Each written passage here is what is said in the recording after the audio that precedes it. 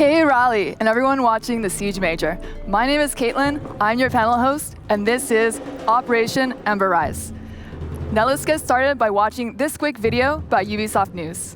9.9 minutes. Operation Ember Rise is bringing that super hot fire to Rainbow Six Siege with 2 new operators and a newly reworked map. The defender bringing the heat is GOYO, who can use his Vulcan shields to create strategic cover points, deny entry to the attacking team, and serve up the occasional operator flambe.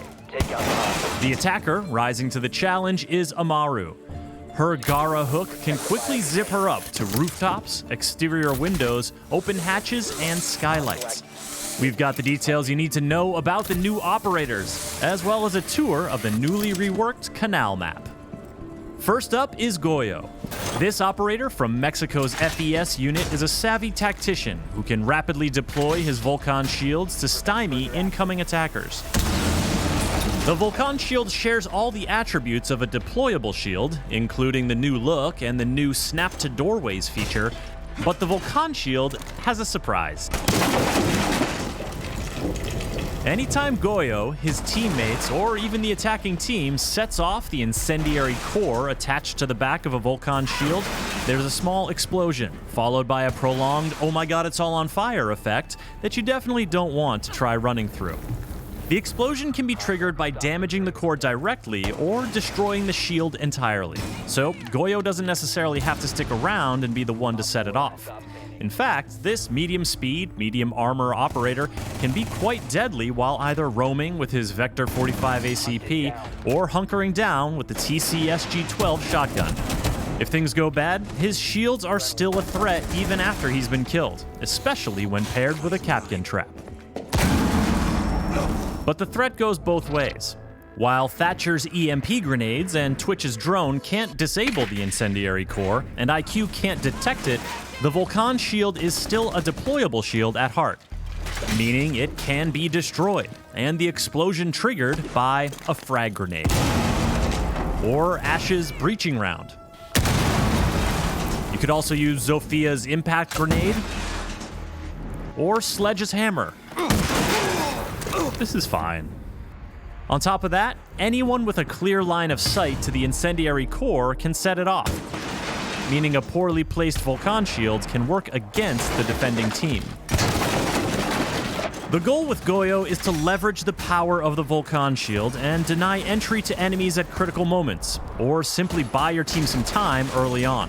When the attackers are pushing, or when the round is coming to an end, trigger your Vulcan shields to keep them away from the objective or cover your flank. A well-timed Vulcan explosion can be the difference between lighting up the scoreboard or going down in flames.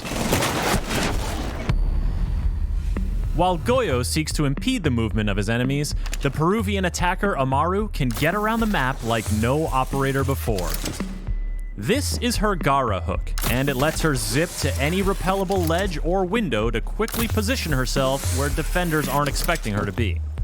And once she's inside the building, the Gara hook lets her travel up through open hatches and skylights. That's a first for Rainbow Six Siege, and defenders will have to adjust their strategy accordingly or pay the price. When it comes to choosing your destination, the Gara hook makes it easy, clearly showing what it can or could grapple to. You can't grapple to something that's too far away or too far below your position, but you can use the hook for horizontal traversal, as long as you're entering a window. Once inside a building, you can't target anything but open hatches and skylights.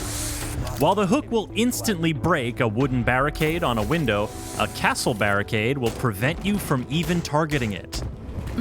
And a closed hatch will need to be opened before you can ascend through it. AMARU's Supernova or ITA-12S shotguns will come in handy if defenders leave those hatches unreinforced. This makes Gara hook entry a bit noisy, so team communication and good droning are all the more valuable. AMARU doesn't pull her gun up until landing from the grapple, so she's completely vulnerable to Kapkan and frost traps lying in wait, not to mention any defenders who may have heard her entry coming. Operators who can give her a quick buff, like Finka, or use their gadgets to distract defenders, like Ying or Dokebi, are strong pairings for Amaru. But with medium speed, medium armor, and a G8A1 LMG in her hands, Amaru is a well-rounded and very mobile force to be reckoned with. All this action has been taking place on the newly reworked Canal map. The map is still split between two buildings, but an additional bridge has been added to increase building-to-building movement options. There are fewer windows around objective sites, and the rooftops have been reconfigured to make runouts more risky. And additional staircases and color coding throughout both buildings have been added for more rotation options and easier callouts. The reworked Canal map will be free for all players when Operation Ember Rise launches.